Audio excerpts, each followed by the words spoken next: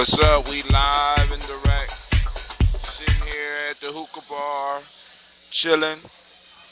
But one of my daughters stopped through to say what's up.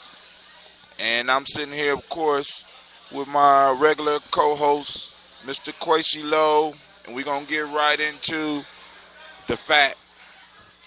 Whatever the fat may be. I don't know where the fat lady going to take us, but she going to take us somewhere. Now, the music you hear in the background, of course, is the music jumping off here at the hookah spot. And I first want to send shots out to those things I love. First, sending shots out to Oxy Water, the world's first flavored oxygen-enhanced mineral water. Go on, give it a try, especially those people that's trying to update their lifestyle. This drink is a one-stop shop.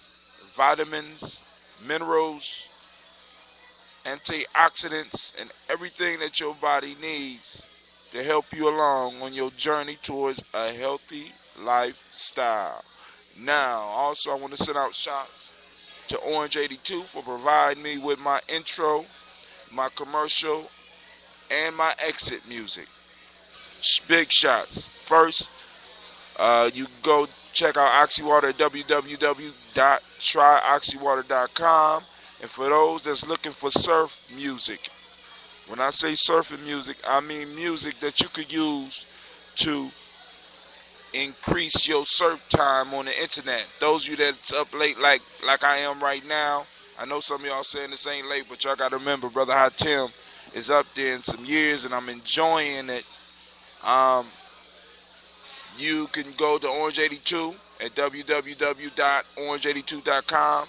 Get you some surfing music so that you can use it to enhance your experience on the internet as well as enhance your life.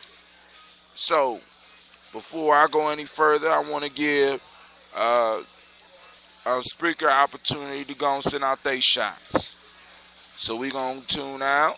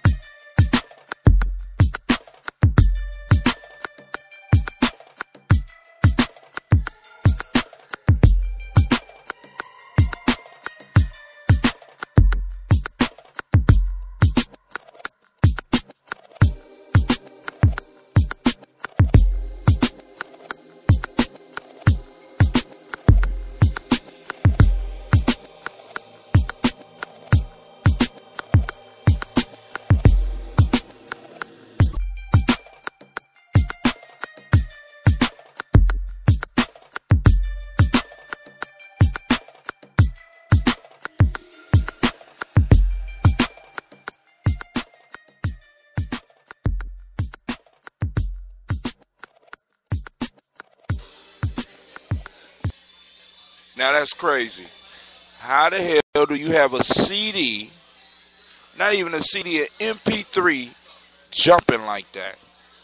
It has to be a conspiracy. I'm looking for some people out there to hit me up and let me know about some conspiracies that's happening to you. Even though I don't believe in a lot of that conspiracy bullshit, I must say that it's strange that my MP3 is jumping. Maybe I'm about to unleash some shit on the world right now that the world just ain't ready for. So we got things happening. So I'm going to jump it off a little bit. I just want to share the fact, and I want to share with everybody out there listening to me. I have the election blues. I am so sick of this shit. I don't know what to say. If I see another fucking commercial, if I hear another motherfucking radio ad, if I see another flyer or another sign talking about this election, I might just puke. But because I got on my Sunday best, I won't puke Today, I'll just wait till tomorrow right before capoeira practice and puke. Because this shit is irritating. So that means that today's topic is the election. Fuck the election. Yeah, that's the topic. Fuck the election. If you vote, get out and vote, please, so these people can stop getting on my damn nerves. Stop sending me emails. Stop texting me. I don't want to hear little interesting quips from either one of them, because politicians lie. Actually, that's in the definition of politician. Lie. Now, my issue is, we all know manufacturing jobs ain't coming back to America. Stop lying to me. We all know that both of you done fucked up in your life. Stop lying to me. We all know that both of you done fucked up and made mistakes. Stop lying to me. And we all know that you both are human. So stop trying to act above human standards. You're human. I wish one politician would come out and actually be honest and be like, yeah, I fucked her, or I fucked him, I smoked that, I drunk this, I did. I would be more likely to vote for them. Now, at one point in time, I had thought about running for office in my life, but with all this political correctness shit, I couldn't do it. Because a diss to me is a diss. You probably read this on my little link today. A diss is a diss. Whether you carpet it with political correctness or not. And my camp will have to come see your motherfucking camp if you're going to be pulling up all this bullshit and saying some off-the-wall shit like I've been hearing here. Now, Quasi, you got anything you want to say about the election before we move on to something else?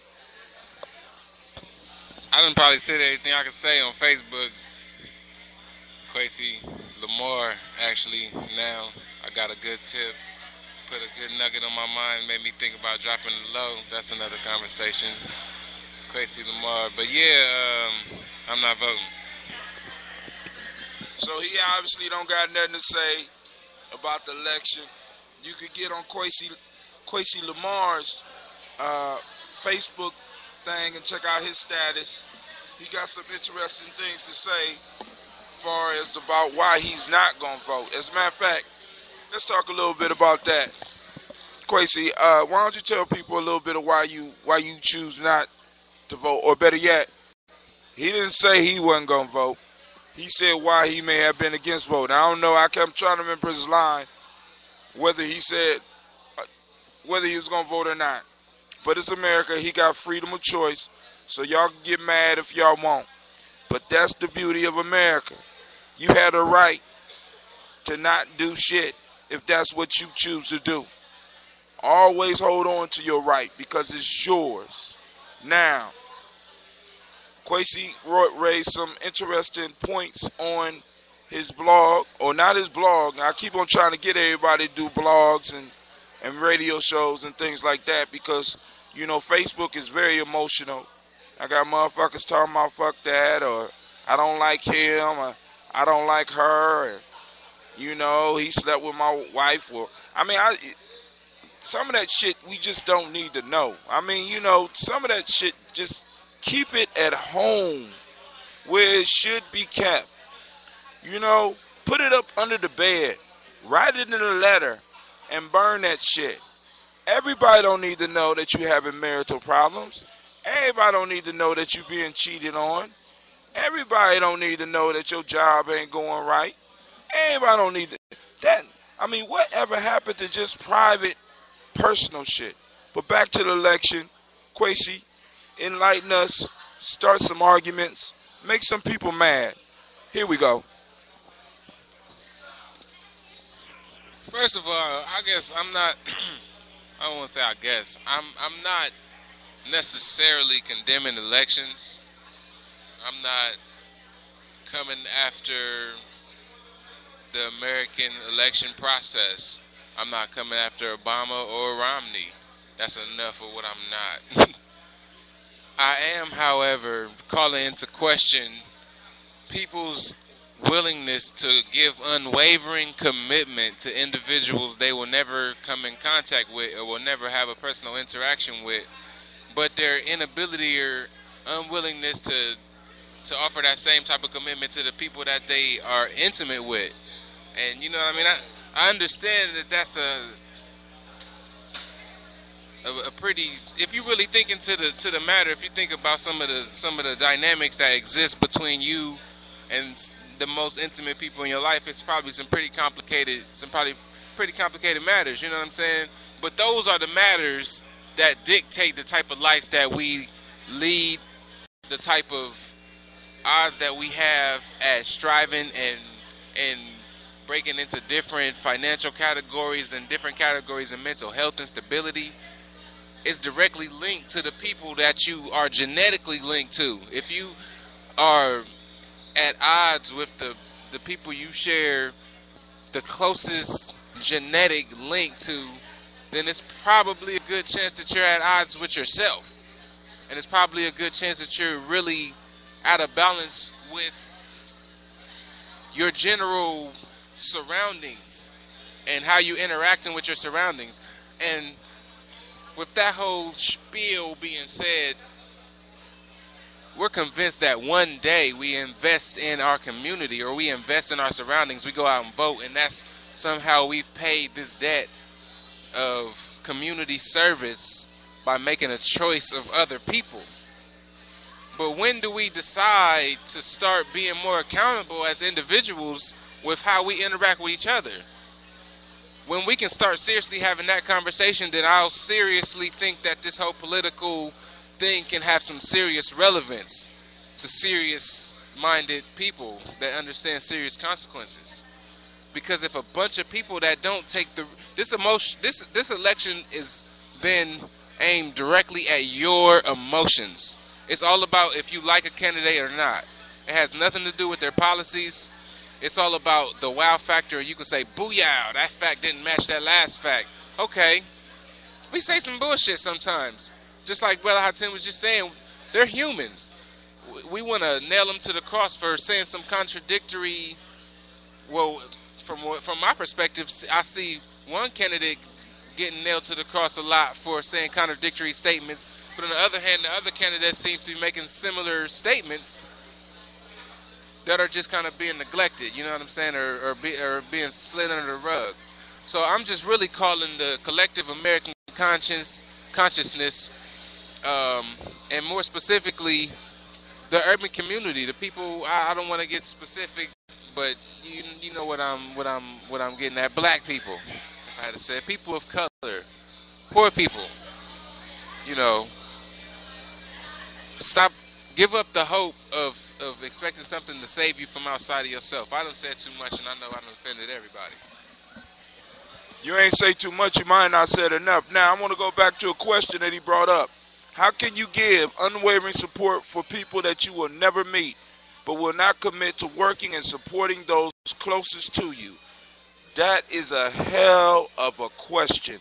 And on that question, we're going to take a short commercial break.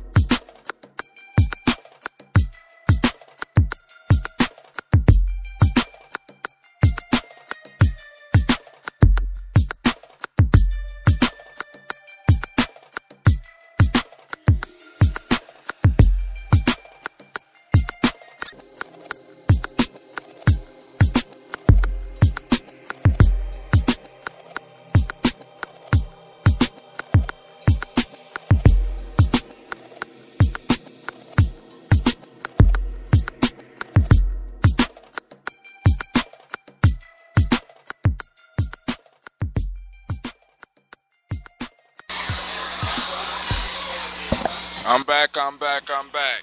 So, we done killed the election thing. You know, if you're gonna vote, handle your business. You still got time. The question I have is, they say a lot of times that we vote for the lesser of two evils. My question is, what do that make the person who chooses between the lesser of two evils?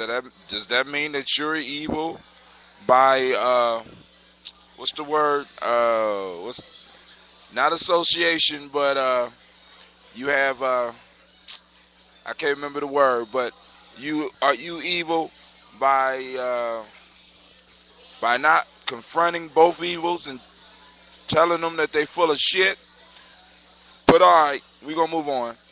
All right, now I understand my man Quasi changed his name, and you know I want to get into that and ask him why did he change his title, and perhaps we get into a deeper conversation that'll take us below the surface and really get on the journey like we supposed to be.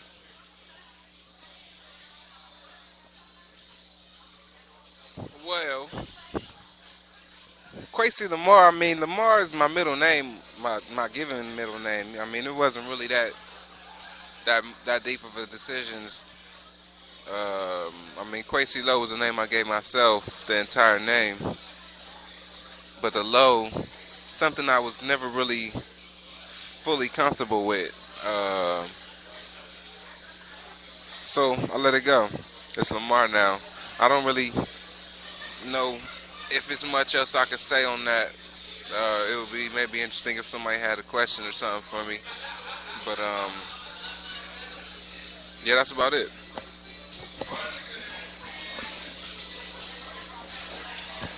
Wow, so Quasi done changed his moniker, and now we got to call him Quasi Lamar, and I'm cool with that because I'm really into this whole name thing. One of the things I've been working with my kids on, and really everybody that's on the journey, is really looking at your name, defining your name, finding the source meaning. Because put to me, in the best way that I heard, was a fourth grader that told me, he said that your name is like a title. And he went to the analogy of a book. He said the name of the book of your life is your personal name. I was like, wow, that's pretty good, bro. You going deep. And we got to really start getting our children to start thinking deeper. We have to start thinking deeper. Because a lot of stuff that's going on around us that it seems sometime that we sleep on. Now, it could just be me. Maybe I'm sleeping on it, and I can't really wait for everybody else to catch on. So I've been trying to wake people up and doing some of the things that I've been doing. Well, actually, I've been waking some people up, hopefully getting them thinking. On that note, a little shift on that a little bit. The importance of naming, and I guess expanding from there, the importance of really expanding on deeper concepts, and for people to at least seek to get a grasp of some deeper concepts, which from what I could see, you know, where I come from, a lot of times people reject that. That, you know, there's a real resistance to the idea of trying to go deeper into matters, and even a resistance to people who had that intention. So you know, I've been posting a lot of interesting stuff on Facebook. Well, I guess I consider it interesting, at least, and maybe some other people too. I don't remember the post that somebody was responding to, but somebody comment, somebody you know, brother, a sister. I'm not gonna say her name, but I mean, well, she posted, right? She said her name, but she said that 90% of Americans aren't really fit to survive, based on some of those things like education. She said, you know, that they're weak. A lot of educations are basically weak, dumb, and blind. Not as much as 90% of us. What do you think about that? Well, I'm not one, although my name is Judge, I'm not one to judge on people's fitness to survive. But time will tell. The true fact is that the strong survive, and time will let us know who is worthy and who is not. I'm not one to say 90%. That might be kind of high, but I would say that in time we'll see who is worthy of surviving. We're moving into a whole new time, a whole new way of looking at the world, and I think a lot of people that may be caught in old ways of thinking may have some problems, but as human beings, we have always been survivors. And that's the incredible thing about us. We have always been able to pull through. Now, I don't know what percentage that is, but it's going to be enough of us to keep it going. So, with that being said, are you I guess also accepting the remainder of that equation being that a bunch of motherfuckers ain't gonna survive? Hell, a tsunami could hit, earthquake, eruption, a pandemic. I don't know. I shouldn't say ain't gonna survive, because that would be getting into my conspiracy theorist ways or views. I should have said don't have what it takes to survive. Well, America has made it very easy, so any hardship is going to kill a few motherfuckers. You know what I'm saying? I mean, hell, if microwave ovens stop working tomorrow, a couple of motherfuckers might drop dead because they don't know how to cook anything outside of a microwave oven. So,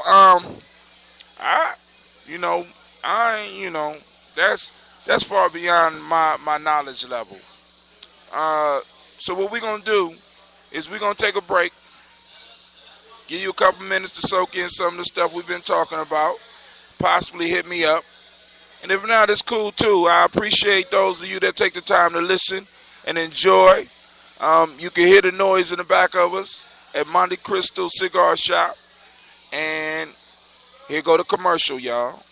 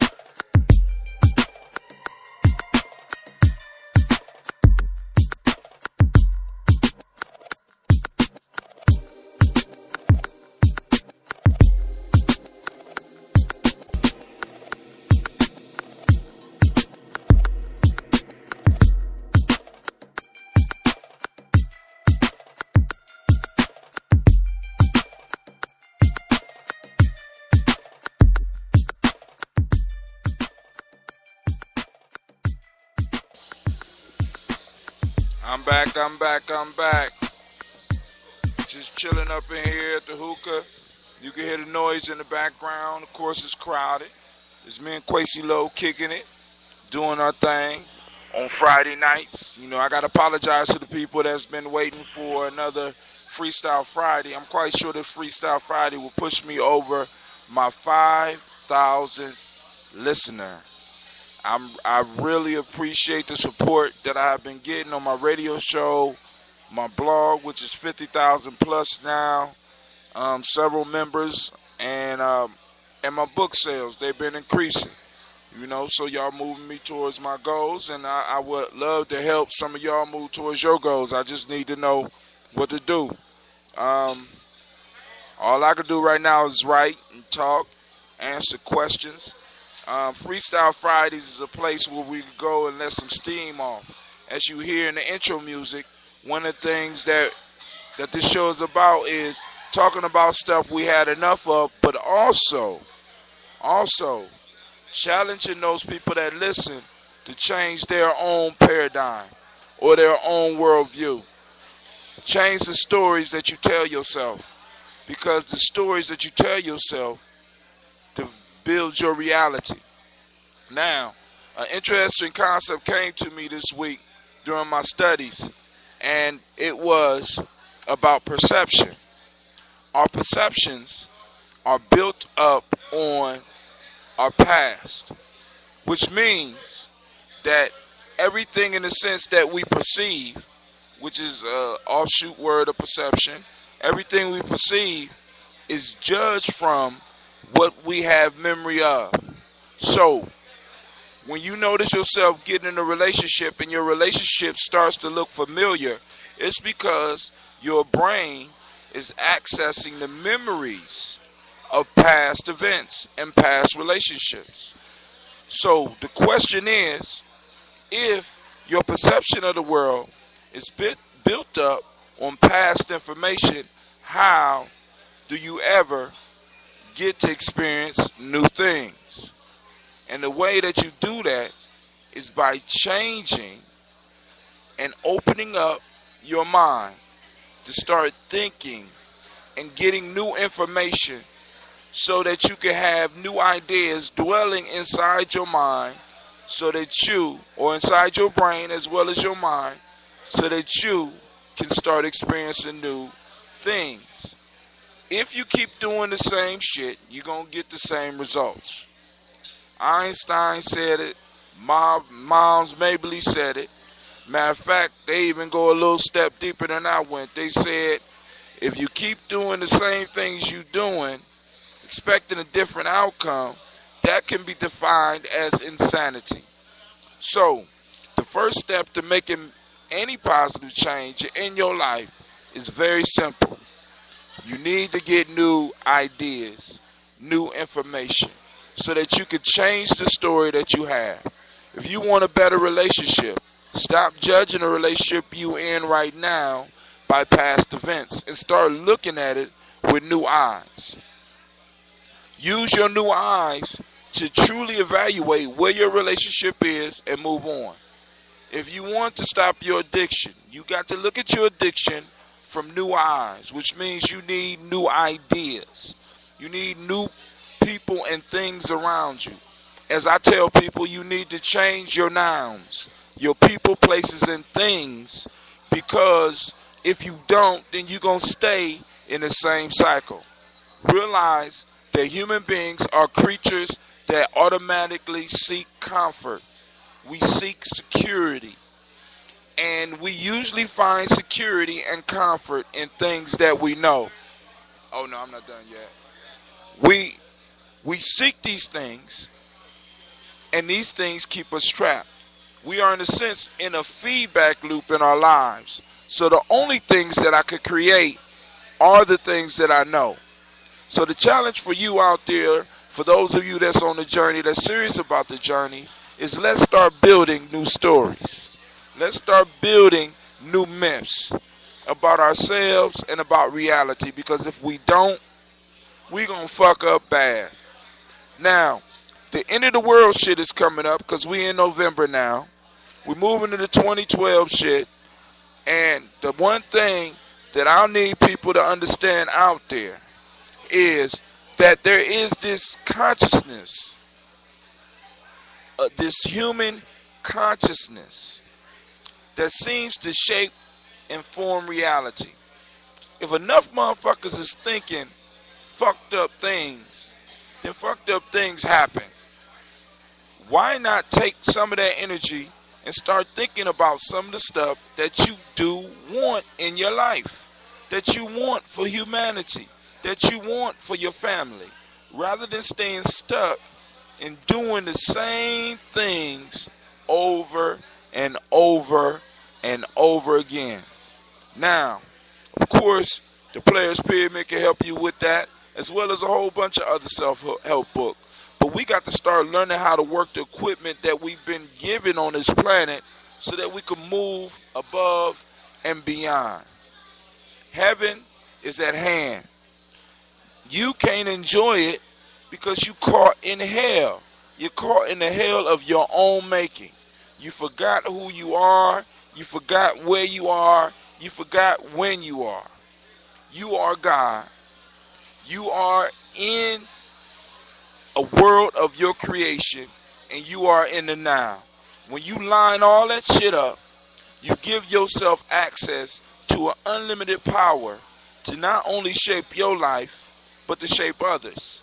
Now, if you go out trying to change other people's lives, what's going to happen is you're going to run into a sense of powerlessness because you can't change nobody else's life. The best way to change someone else's life is to first change yours. Only in this way can you move forward. Now, another piece I got to hit on, and then I'm going to give the mic to Quasi, because I know he itching after my little diatribe there. Demons. Let's talk about demons for a minute. What the fuck is a demon? A demon is very simply, listen, very simply, your self-imposed limitations. A demon is nothing but your limitation. From a distance, it look like it snarls, it look like it bites, it look like it could destroy you. But all it really is your fear.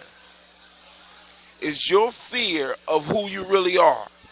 When you look at that demon and you get closer to it, you find out that what you thought was a giant. You find out what you thought was sharp teeth. You find out what you thought was unbeatable is basically a fucking illusion that you created to keep yourself in a comfortable box. This gets back to the point of choosing between the lesser of two evils. You are the creator of your reality. Why the fuck are you stuck choosing between the lesser of two evils? Create the good that you want to choose. Create the balance that you want. Last point. I ran across a post on Facebook where somebody was asking a religious question. And the only thing that I can say to that is this. Think about this. Religions are based on stories, myths, and fables. All of them. The major issue comes for us when we want to identify the historical period and want to argue over facts rather than get the lesson that these stories were designed to give us.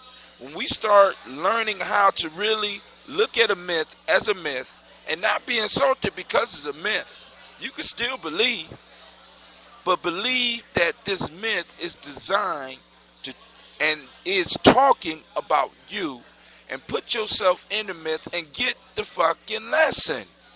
Stop running around arguing with people trying to convince them that your faith is right. Your path is your path. Your creator is your creator. Whether it's something outside you or something inside you or both. Let other people alone. We don't want to hear that shit. I don't want to hear that shit. You know what I'm saying? That's just me. I want to get. I love conversations. I love spreading ideas, but I don't like arguing dogmas. Listen, great minds talk about ideas. Mediocre mind talk about events. Suckers talk about other people. All right. Yo, I'm trying to gather my thoughts. You said a lot. I wanted to comment on the second thing you said. What was it about? Demons. Demons, yeah. I think that reminds me of a conversation I had one time when I was in Milwaukee about spirits. You ever heard of course you've heard somebody say that they're in good spirits that day. When you look at spirits that way as a temporary embodiment of a certain emotional state, a spirit, and like how Tim said, a self-imposed limitation, you'll be in the spirit. You can impose upon yourself a certain spirit that disconnects you from further potential or from furthering your potential. But the thing about it that you also have to be aware of, while it is definitely a self-imposed limitation, that doesn't mean that it can't be encouraged to you. It doesn't that along the lines of studying psychology and all these human studies, people have recognized this phenomena or this process that people tend to embody emotional states, and emotional states tend to dictate a person's decision-making process. Only if you accept it, but there are ways to get you to accept certain things. And I just think people need to consider maybe being more sensitive to subtleties. And talking about things at a greater depth and being comfortable with being wrong. That's one of the greatest things that we have as human beings, is the possibility of being wrong and learning from that mistake and doing something even better, or fulfilling the idea that we had through a process of mistakes. But in our culture, mistakes we've all heard of 3 strikes and you're out, but really it's 1 strike and you're out. If you commit a felony, you might not be able to ever get a good job or ever be able to get back competitive. And maybe not even as far as crime is concerned with a girl, or there's a lot of things that people do where they kind of convince themselves that if they fail, then that's kind of it. Go hard or go home. There's so many things that people have wrapped their mind around that tells us that failure is such a bad thing, but failure is really a beautiful thing if you learn how to embrace it. And it's the processes that bring us back home to that point that have been kind of broken. And it's going to take some pretty detailed conversations for us to get that process back in order. As Brother Quasi said, don't be afraid to fail, and don't be afraid to tune back in next week. I go off on a diatribe every now and then. That's just me. I'd like to thank you for listening to Giammi Journey. And with that, I'm going to let you, we're going to take you out on, well, I was going to do this song, but I'm going to put this last song on because I have had enough. Listen to that new Lupe Fiasco.